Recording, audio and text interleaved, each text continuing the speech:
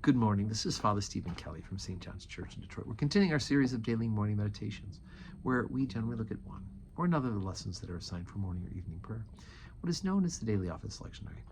Today, for Saturday, we're going to take a look at the lesson that's assigned from the book of the prophet Isaiah. We're already up to chapter number 7. Remember, we're doing Isaiah for morning and evening prayer, so we're moving along at a pretty good clip.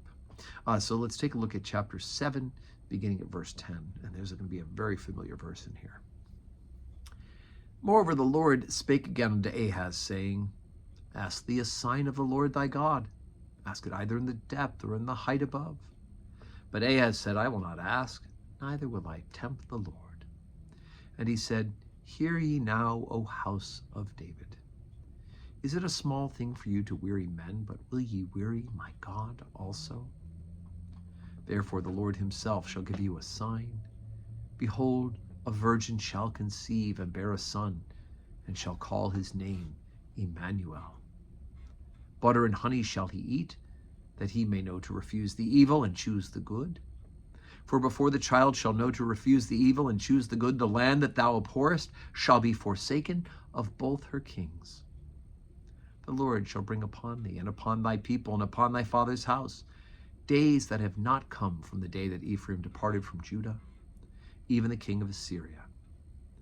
And it shall come to pass in that day that the Lord shall hiss for the fly that is in the uttermost parts of the rivers of Egypt, and for the bee that is in the land of Assyria.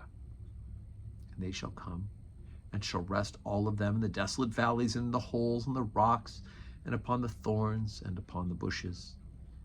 In the same day the Lord shave with a razor that is hired, namely, by them beyond the river, by the king of Assyria, the head and the hair of the feet, and it shall also consume the beard. Right. So it's kind of interesting imagery at the end that these outsiders, the Assyrians, will start by shaving, right? They start at the head and they shave the feet, and they're even going to get to the heart of Judah itself by shaving the beard. But at the end of this lesson, we hear about before all the good stuff comes to pass, right? And the part we recognize, and I'll get to that in a second, that they're going to be taken away. That this is going to happen. That the king's days, kings are going to be numbered. The kings are going to be removed, and that they're going to be sent into this exile. And yet, the hope. Here's the hope. Behold, a virgin shall conceive and bear a son, and shall call his name Emmanuel. Now, they didn't really comprehend at the time that this prophecy would take several more generations to happen, right? Because they had no idea. 70 years they were going to be in the Babylonian exile. There'd be hundreds more years before the actual fulfillment of this part of the prophecy. But, in fact, a virgin does conceive, Mary, right? And bears a son. And now, Emmanuel means God with us, right? Now, the name Jesus, or Yeshua in Hebrew, means God saves. They're related. But the fact is, Emmanuel, he is God with us. God dwells among us as a human being in the person of Jesus Christ, right? He's both God and man. And so here we have that wonderful prophecy from the book of the prophet Isaiah. So it's Advent, folks. We're getting ready for the birth, getting ready for the end times.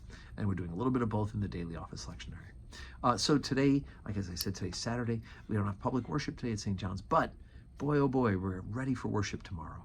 The second Sunday of Advent, the great collect that's involved in that. Blessed Lord, who's caused all scriptures to be written for our learning, right?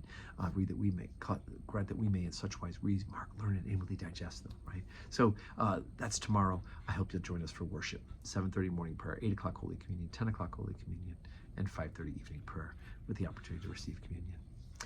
And I hope that today, this Saturday, is a day that is full of blessings. Let's remember to pray for each other.